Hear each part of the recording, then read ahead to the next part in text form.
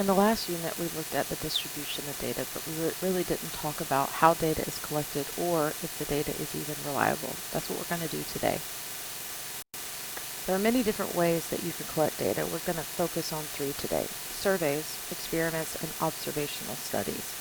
For a survey, you're gathering data about a population. Population is basically the entire group of people or things that you want information about. An example is a census. A census is a survey of an entire population. We are very familiar with a census that occurs every 10 years in which all families receive something from the government that they have to answer. The questions involve various things like, how big is your household, how many kids in the household, so forth and so on. This is an attempt to collect information about an entire population. However, lots of times this is just too difficult. It's time consuming and it's very expensive. So most often we use a sample or part of the population to survey when it is too difficult to conduct a census. The other type of way to collect data is an experiment. An experiment imposes a treatment on individuals to collect data on their response to a treatment. In an experiment, there's usually a treatment group. They're the group that receives the treatment, obviously. And then there's the control group that does not receive the treatment. In most cases, not in most cases, in all cases, the control group and the treatment group do not know which group they are in. An example would be a researcher adding acetone to gasoline to measure its effect on fuel efficiency. The acetone itself is the treatment. And then finally, we're going to look at observational studies. Observational studies happen when an experiment is not possible. In an observational study, we observe individuals. Observing is the key word here, and we measure variables without controlling the individuals or their environment in any way. Example, a researcher wants to find out if poor nutrition affects eyesight, but it would be unethical, that's the key word here, unethical, to deliberately subject some individuals to poor nutrition. And as I said, this probably would be a good experiment. However, it is not good in the sense that we would not want to cause someone to have poor nutrition. So rather than do an experiment to measure it, we're going to do an observational study. In this example, we're going to determine whether a situation is an experiment, in other words, a treatment was received by a certain group, or an observational study. Let's look at the first one. A researcher asks students the average number of hours of sleep they get per night and examines whether the amount of sleep affects students' grades. The key word here, and there's usually a key word, is the word asks. All right. The researcher did not do anything. The researcher merely monitored and asked the student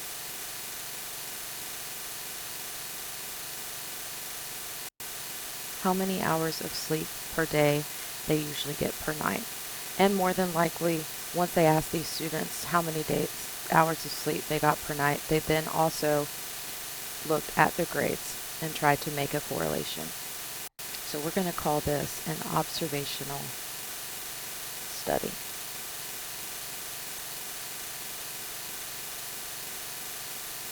Now in the second one, a park employee wants to know if latex paint is more durable than non-latex paint. She paints 50 benches with latex paint and 50 benches with non-latex paint. Again, there are some keywords here. Mainly the fact that something was done in order for her to determine if latex paint is more durable. She paints 50 benches with the latex paint, and then she paints 50 with the non-latex paint. In this case, the group that, or the benches that received the paint, that were painted, that was the treatment group. The benches that did not receive the latex paint, that was the control group. So because something was actually done in order to make this determination as to whether latex paint is more durable than non-latex paint, we're going to call this an experiment. Oops.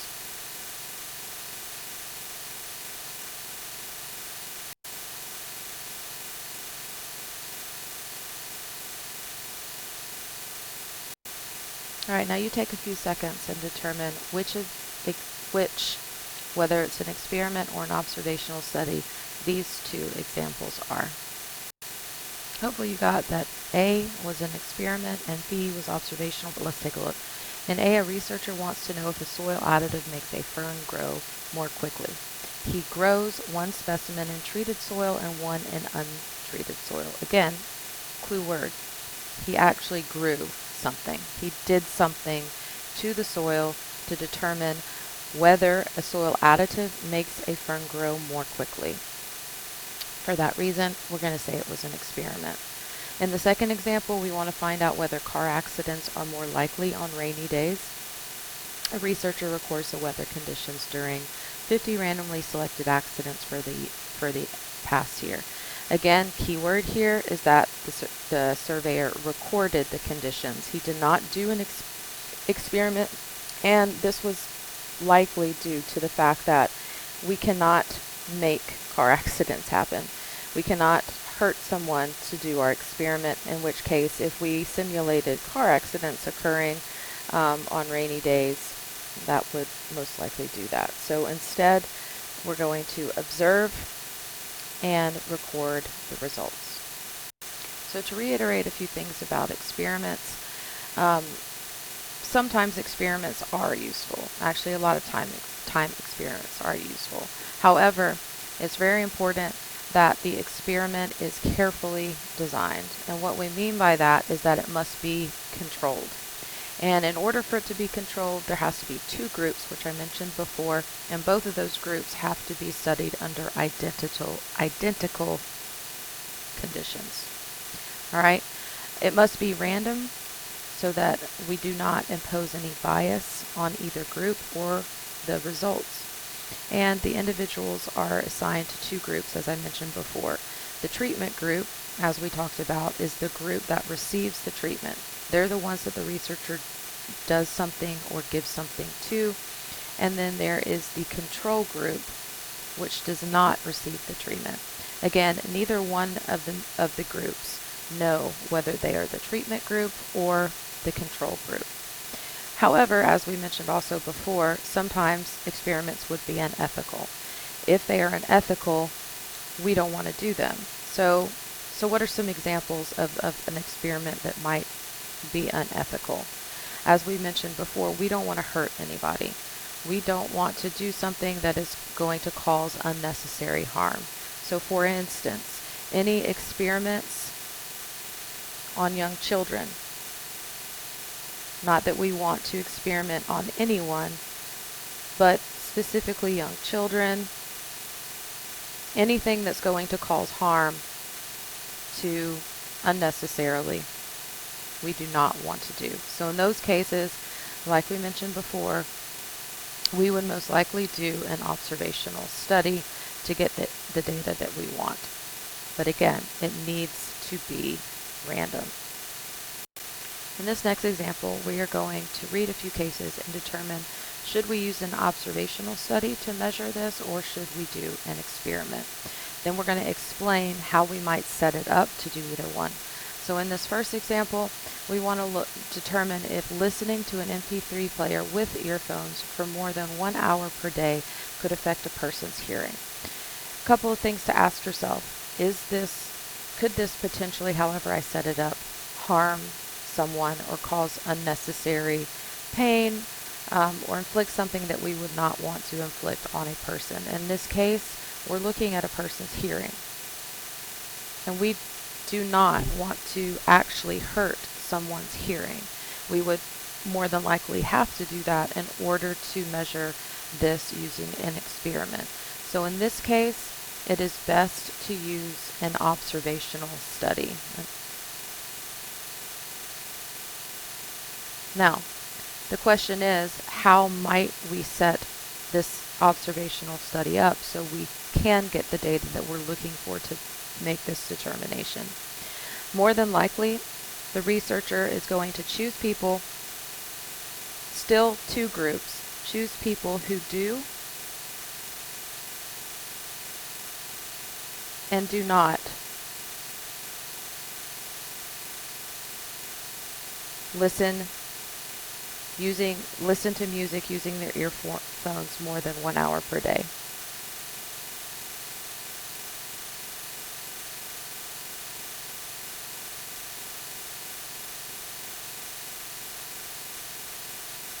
And I'm going to bring this down just a little bit so that I'm running out of room here.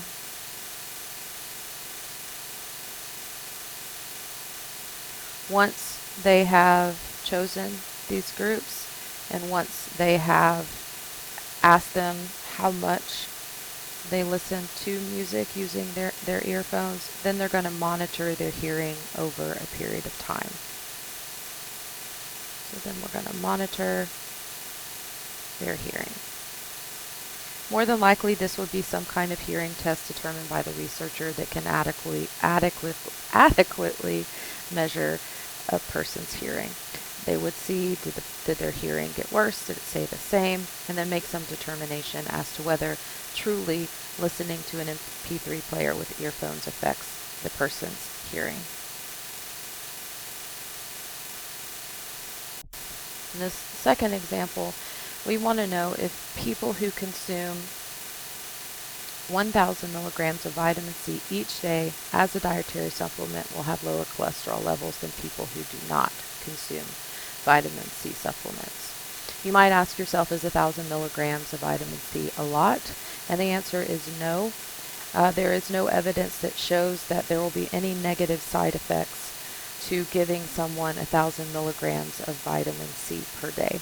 So for that reason, it is okay to do an experiment. So the question is, how would we do the experiment to ensure that we get the data that we're looking for? In this case, the researcher would most likely, and very importantly, you want to randomly do this.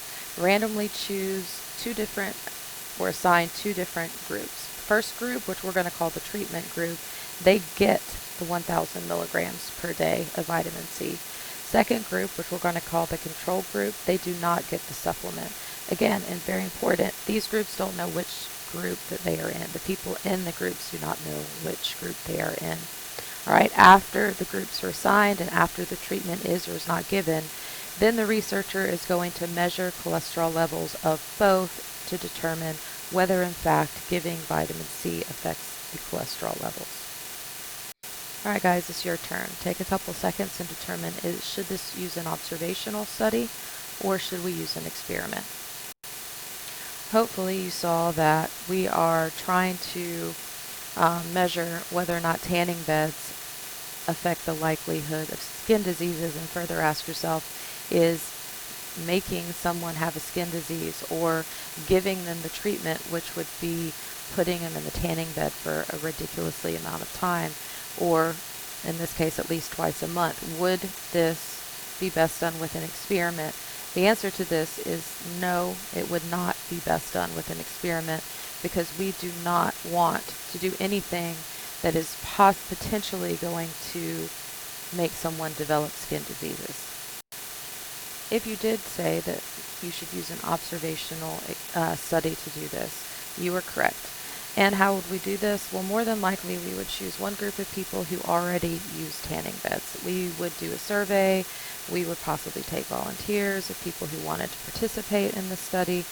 But there would be one group of people who already use tanning beds for at least 2 times per month. And then there's going to be a group who reportedly do not. Once we have those groups, over time we would monitor the incidence of skin disease, and the period of time would be determined by the researcher. All right, now we've learned 3 different methods for collecting data: survey, experiment, or observational study.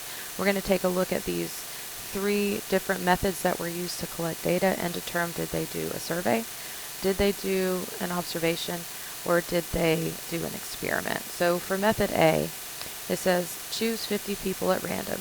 Ask, keyword here is ask, which cold medicines they have taken in the past and how effective they are.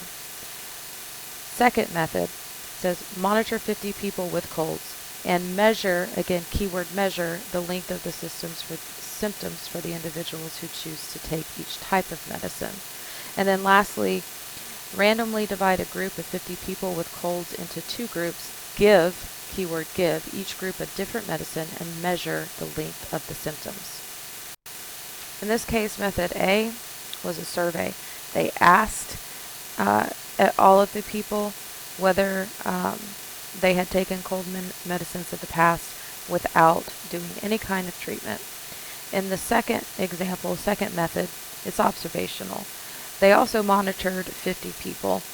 These people were not chose at random, but they did measure the length of the symptoms for the individuals who chose to take each type of medicine. So in this case, they measured but did not do any kind of treatment. And then lastly, this is an experiment. Keyword here is that they actually gave each group a different medicine. They provided a treatment, and then they measured the length of the symptoms. Let me make a quick clarification going back to method A, especially the difference between method A and method B. Method A just asked these people about how often or when they use cold medicines. There was no measuring, there was no treatment given. Now the difference between method A and method B is that method B also monitored the people, however they did measure some information. So the big difference between method A and method B is asking versus measuring. Now between method B and method C, both method B and method C are measuring, but method B does not give a treatment to its group. Alright, you guys give this one a go, read the three methods and determine which of the three types of data collection it is. Alright, method A was experimental. Keyword here was that they monitored and the treatment group received the treatment of exercise. So something was measured and something was done, the done being that they had to exercise for 3 hours a week. Second method, we're going to call this a survey. You're still randomly choosing people, but in this case you're asking them how many hours a week they exercise. You're not measuring anything, you're not doing anything, you are just surveying them. And lastly, method C is an observational study. 50 people are still chosen at random, and in this case you are monitoring, you are collecting some data, you are measuring something, you are not just asking them about their exercise habits. So sometimes we want to know whether or not our data is reliable. So we've collected the data, we have the data, we've measured the data, but we want to know, does the data actually say what we think it says about whatever it is we're trying to measure? There is something called a margin of error that will allow us to make that determination. In order to find the margin of error, assuming the margin of error is given, you're going to find the range of potential values that the data could reflect. In other words, we're going to add and we're going to subtract that margin of error from the percentage that we determine from our data. If there is, and this is super important, if there is an overlap in the margin of errors in the percentages that we measure, then the data is possibly not reliable. So we do not want an overlap. If there is an overlap, we're going to say that the data, let me get back to my pen, that the data is inconclusive. It's not necessarily that it doesn't say what we think it says, but we can't conclude beyond the shadow of a doubt that it does. Margins of errors are commonly used in situations where an election is being done and you want to know, is what I'm predicting to happen, is the winner I'm predicting to happen, is that an actual reliable prediction? In this case, a polling organization conducts a survey to find out how voters can plan to vote in an upcoming mayoral election. They report that 55%, so that number is going to be important, 55% of the 1,000 voters in the survey plan to vote for Smith, 45% of the voters plan to vote for Thomas, and that margin of error, super important, is 6%. Does the survey clearly project the outcome of the voting? So if we were just looking at this information, we would probably say that Smith is going to win because he's at 55% and Thomas is at 45. 55 is obviously greater than 45. But is that really a conclusion that we can make? This is where the margin of error comes into play. We're going to calculate the margin of error for both candidates. If there is an overlap in this margin, in this range, we're going to have to say that even though it does look like that Smith is going to win, that determination is inconclusive. If there is no overlap, then we can say that it looks like Smith is going to win based on his percentage being higher than that of Thomas. When I calculated the margin of errors for Smith, we're taking his prediction, the amount of votes, the percentage of votes that he has of 55%, and we're going to add and subtract that margin of error. That's going to give us a range for Smith of 49 to 61%. Again, I took that 55%, I added 6%, that gave me the 61%, the higher bound. Then I also took the 55% and I subtracted 6%, which gave me the 49%. So he has a range of potential voting results anywhere between 49% to 61% based on this margin of error.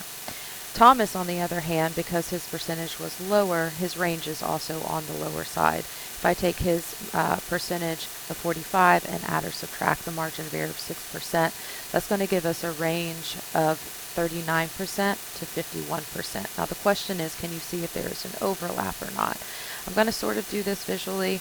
Hopefully you can see what I'm doing here. 49 to 61, I'm not going to do an entire number line here. 49 to 61 is on the upper end. 39 to 51, 39 is obviously before 49. 51 is somewhere between 49 and 61. So you can see, although it's not super accurate, but visually, hopefully you can see that there's going to be some overlap right there in the middle. So because there is some overlap, we cannot say for a fact that Smith is going to win. So we're going to say that right now our prediction is inconclusive. We cannot clearly project the outcome of the voting. All right, similar situation. You're looking at two different candidates, Gonzalez and Chang, with a margin of error of 3%. We want to know, does the survey clearly project the outcome of the voting? Take a couple minutes, look at their percentage and determine the range of potential values for each candidate, and let us know if we can predict the winner of the election. Looking at these three candidates and calculating their ranges, Gonzalez, who has the highest percentage of voters at this point with 38, his range was, if you add or subtracted the 3% margin of error, his possible range was 35% to 41%. Chang and Harris are neck and neck. Both of them have the same range because both of them were carrying 31% of the votes.